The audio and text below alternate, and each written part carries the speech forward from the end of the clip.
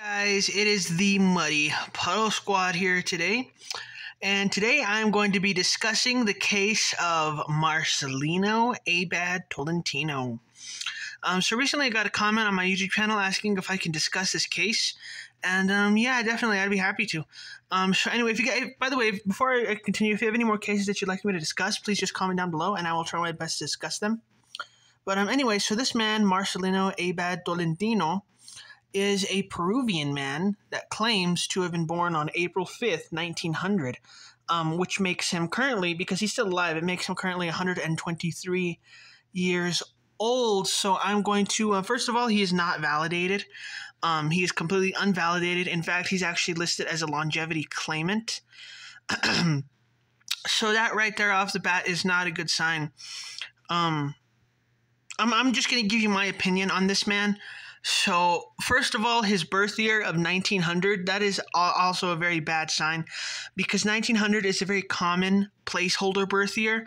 For example, he may have not known when he was born, so when he was registering for Social Security or, just like things like that, not knowing his actual year, he may have just made one up and put down 1900, or the government may have just put down 1900 for him, when in reality he could be 20, 30 years younger than his actual claimed age of 123.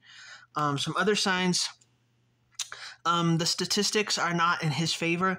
I'm going to do a video later on that, of the statistics and how many superdentinarians there were likely in history, and they are not in his favor, because 123 is a very, very extreme age, and it's very unlikely that he's actually 123 years old.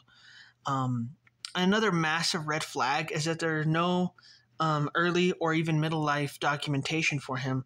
The only documentation that exists for Mr. Tolentino is late life documentation, and there's no birth certificate, no nothing for him. So it's basically impossible to quote unquote validate that he actually is the correct age claimed. And I did a lot of research on this case, and I'm going to say that I extreme doubt that he is actually 123 years old. There's no documentation whatsoever. He was never married, so there's not even any marriage certificates. There's nothing. He doesn't have any children whose ages that we can check, because if this man, he claims to be 123, right? If he had, say, a 100-year-old son, that would make his age more believable, but he has no children. There's nothing to back up his case.